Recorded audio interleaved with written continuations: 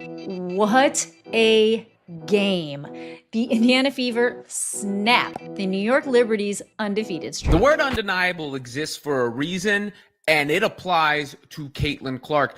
She is just absolutely undeniable, and her return to the Indiana Fever showed it once again. It felt like a jolt of energy to the WNBA, obviously to the Indiana Fever. WNBA just suffered one of the most embarrassing self-inflicted blunders in modern sports, and it happened right after Caitlin Clark returned from injury and scored 32 points against the defending champion Liberty. Instead of celebrating her highlights, someone in a suit decided she needed yet another drug test, her 11th of the season, according to reports. The internet didn't hold back. The reactions were merciless. Now the league is under fire in a way they clearly didn't anticipate. So what's really going on here? Are they subtly targeting their biggest star, or is the WNBA leadership just out of touch? When your most exciting story becomes a negative headline, something has clearly gone wrong, and even during interviews, the tone seems off.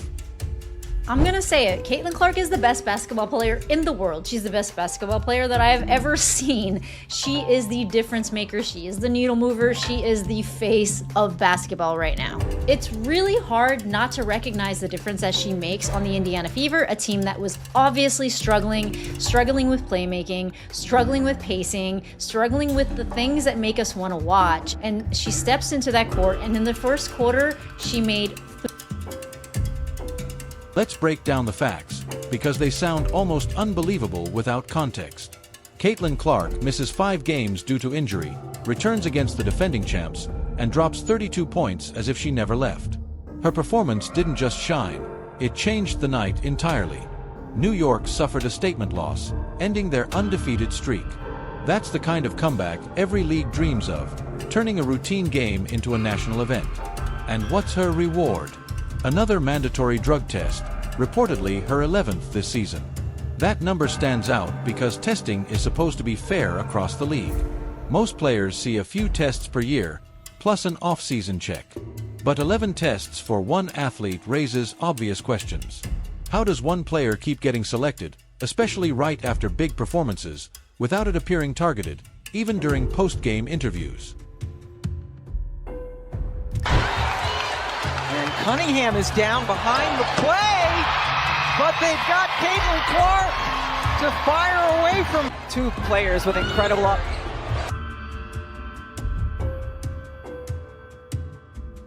From an outsider's perspective, it seems like someone in the WNBA office couldn't process the box score. 32 points right after missing 5 games must signal something suspicious, because apparently skill, preparation, and confidence aren't enough explanations. The message it sends is ugly, even if the league claims the process is random. It implies that excellence itself is treated like a problem requiring investigation. Social media instantly caught that vibe, and reactions went viral. One person joked she tested positive for goat blood, perfectly summarizing how absurd the situation looks. Another suggested Scott Foster should be tested too, sparking a new wave of jokes about referees. The point isn't just humor.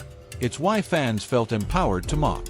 The decision felt tone-deaf, practically begging for comedy in interviews and online.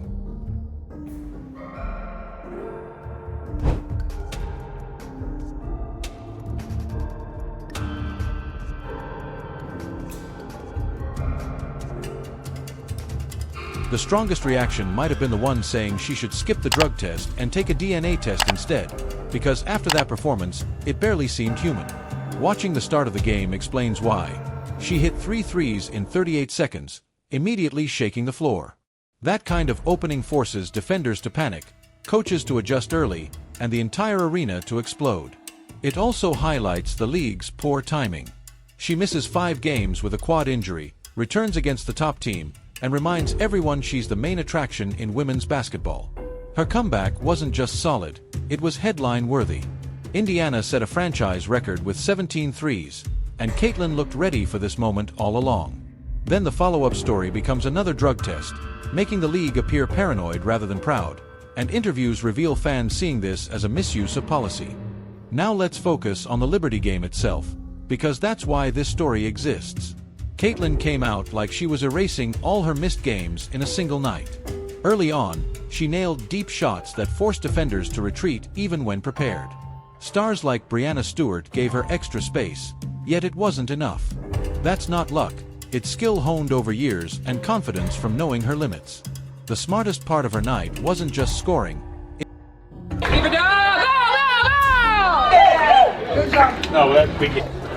Good job. Squad needed it. Played Fever way. I love it. More of them. It was controlling the game.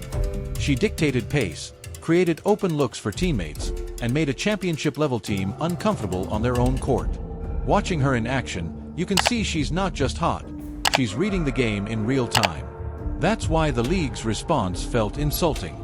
A performance like this should be celebrated in interviews and across media because it boosts the sport. Instead, someone decided it warranted investigation.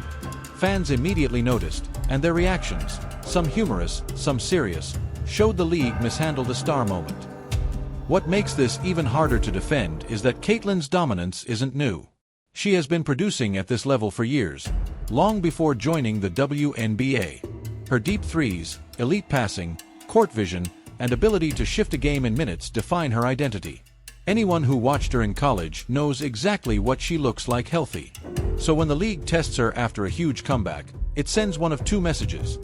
Either they don't understand their star, or they refuse to accept she's genuinely this good.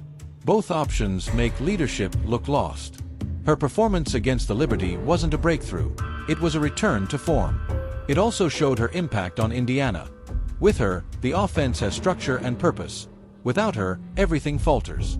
Online reactions went beyond jokes, turning into criticism about the league's handling. Interviews with analysts often reflect the same frustration, highlighting how a league can harm its own product by questioning greatness. The numbers make the situation look worse. If most players get a few tests, Congrats on your great performance. Thanks. Just want to let you know you have a huge fan base in Hong Kong. Oh, I appreciate that. And hopefully I'll get there one day. And today, there are 5 Hong Kong fans fly from Hong Kong to No way. And, Oh my gosh. And the hour is 22 hours. No way. Your number. Oh my goodness. Well, I wish I could have just met want to say them. this, including me. If you know them, tell them thank you for coming. That's So- incredible. Yeah, so any plans you will visit Hong Kong with your teams in the future years? Yeah, maybe we'll head to Hong Kong after the season. I mean, I certainly hope to go to Hong Kong one day. It's incredible to see the type of reach that we can have and how much people love basketball across the globe. So that's really cool. So if you know them, tell them I say hello and thanks for coming as well. Yeah, thank you. Hope one day to show you around. Yeah, absolutely. Thank 11 for one athlete seems extreme. Fans don't care about internal policy, they care about optics. And the optics suggest the league repeatedly targets its most valuable player, especially after standout nights. That's why random explanations don't hold in public opinion. The probability argument becomes louder. One player tested far more often than others seems intentional. Right or wrong, that assumption becomes the story. Worse, it overshadows her comeback. Caitlyn returns from injury, plays like a superstar, creates a massive moment, and the headlines pivot to drug tests and potential harassment. That's a PR disaster that could have been avoided. It also disrespects her effort. Recovering from injury demands discipline, rehab, and focus. Online, the jokes evolved into critiques of league leadership, fueled by interviews and social media threads. Excellence feels suspicious, mediocrity feels normal, a backwards message for a growing league. The business side makes this even stranger. Caitlyn Clark drives ratings, ticket sales, and merchandise. She's the face casual fans recognize, the reason many know WNBA schedules. Yet when the league frames her as a suspect instead of a star, it's like questioning their own success. Media coverage has been harsh, and fans rally behind her because seeing a star treated unfairly sparks an us versus them mentality. This sends a dangerous message. Young players may think dominating invites scrutiny. The most frustrating part is that this controversy overshadowed the basketball itself. Instead of celebrating her comeback, record threes, and the statement win, the focus shifted to drug tests and optics. Interviews with fans and analysts alike reflect disappointment. The WNBA turned a perfect moment into a mess, raising questions about leadership, luck, or deeper issues. If you think the league owes Caitlyn an apology, now is the time to speak up.